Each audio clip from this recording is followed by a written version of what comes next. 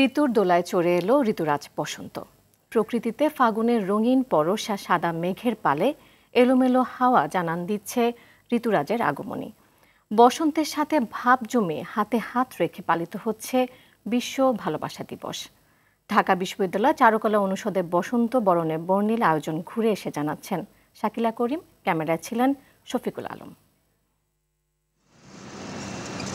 ভোরের এই আলো মুগ্ধতা ছড়িয়ে স্বর্গীয় সৌন্দর্যে জানান দিচ্ছে বসন্ত এসে গেছে। প্রকৃতির এই অপরূপ রঙের সাজ দেখে চোখ জুড়িয়ে যায়। ইট, কাঠ আর কংক্রিটের শহুরে জীবনে বসন্ত বলতে এর চেয়ে বেশি প্রকৃতির ছোঁয়া মেলা কষ্টসাধ্য বটে। দিনটিতে যান্ত্রিক রাজধানীবাসীকে ফাগুনের ছোঁয়া দিতে প্রতি বছরের মতো ঢাকা বিশ্ববিদ্যালয়ের চারুকলা অনুষদে এই আয়োজন। সকাল থেকেই বকুলতলায় হাজির ছেলে বুড়ো থেকে সব বয়সী মানুষ। এখানে না আসলে মনে হয় না বসন্ত পালন করা হইতাছে। থাকি বিদেশে, তো এটা আমার খুবই ভালো লাগছে অনুষ্ঠানটা। হলুদ শাড়ি, রঙিন পাঞ্জাবি আর ফুলের মালা পরে ফাল্গুনের প্রথম দিনকে স্বাগত জানান তরুণ তরুণী সহ সকলে।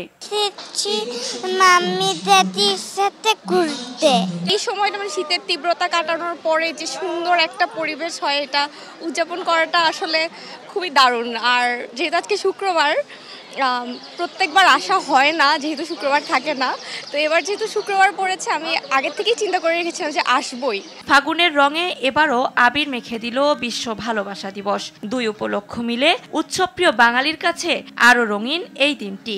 পয়লা ফাল্গুন হলো ভালোবাসারই একটা রূপ। তো কাজে আমার মনে হয় দুইটা মিলেমিশে একাকার, দুটাকে আলাদা করার কোনো সুযোগ নাই।